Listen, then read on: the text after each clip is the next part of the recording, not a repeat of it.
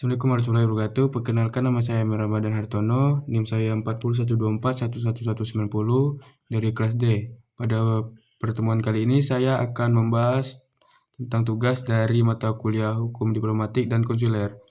Baik, yang soal pertama yaitu bagaimana cara saya membeli dan bisa menggunakan mobil ini di Indonesia, yaitu sebuah mobil dinas duta besar. A few moments later.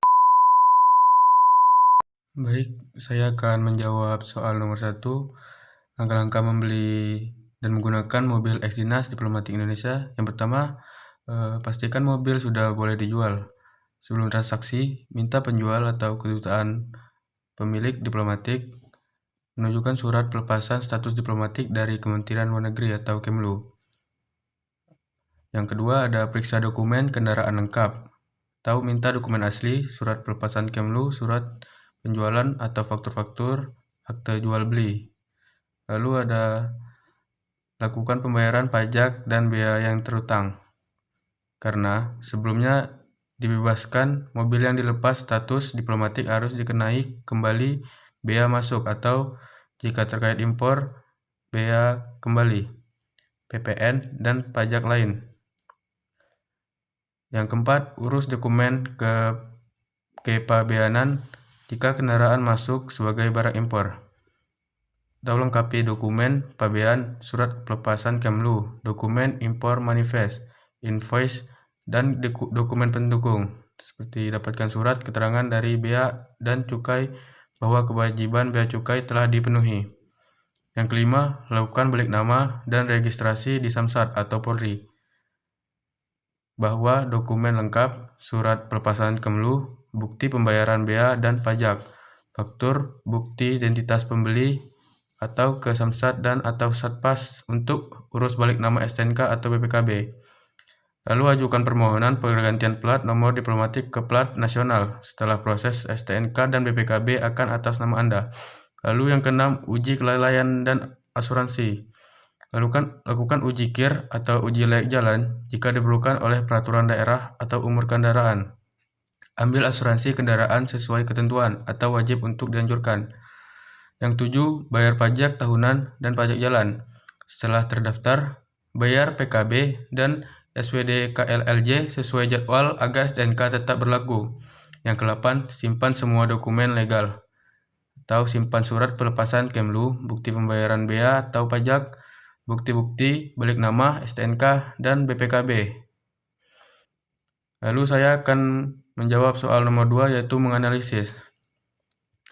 Mobil dinas duta besar merupakan kendaraan diplomatik yang mendapatkan fasilitas kekebalan dan pembebasan pajak sesuai dengan Konvensi Wina tentang Hubungan Diplomatik tahun 1961.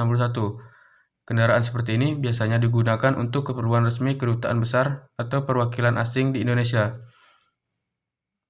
Sehingga selama masa penggunaannya tidak dikenai bea masuk atau pajak maupun kewajiban administratif sebagai kendaraan umum di Indonesia. Namun, ketika masa dinas diplomatik telah berakhir dan mobil tersebut ingin dijual kepada warga negara Indonesia, maka status diplomatik mobil tersebut harus dilepaskan terlebih dahulu. Proses ini disebut pelepasan fasilitas diplomatik atau domestika kendaraan. Langkah-langkah hukumnya adalah sebagai berikut. Yang pertama, pihak kedutaan atau pemilik kendaraan pengajuan permohonan Kementerian Luar Negeri Republik Indonesia untuk melepaskan status dan fasilitas diplomatik. Setelah disetujui, Kementerian Luar Negeri akan mengeluarkan surat izin penjualan kendaraan kepada pihak lokal. Yang kedua, pembeli wajib membayar seluruh bea masuk, pajak, pertambahan nilai, dan pajak kendaraan bermotor yang sebelumnya dibebaskan. Proses pembayaran dilakukan melalui Direktorat Jenderal Bea dan Cukai sesuai dengan nilai jual kendaraan. Yang ketiga, setelah pajak dilunasi, kendaraan harus diregistrasi ulang di kepolisian melalui Samsat untuk mendapatkan STNK dan plat nomor hitam biasa, plat CD atau Korps Diplomatike, yang sebelumnya digunakan harus diganti dengan plat nomor nasional. Selain itu, kendaraan juga wajib menjalani uji kelalaian dan dilengkapi dengan asuransi seperti kendaraan umum lainnya.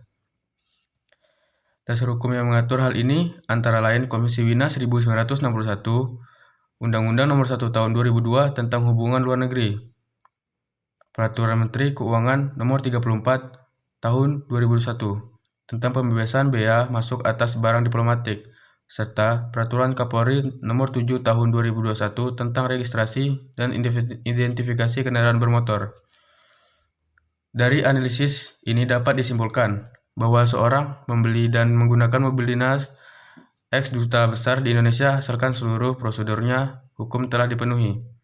Artinya, status diplomatik mobil sudah dilepaskan, seluruh kewajiban pajak telah dibayar, dan kendaraan telah terdaftar acara resmi di kepolisian.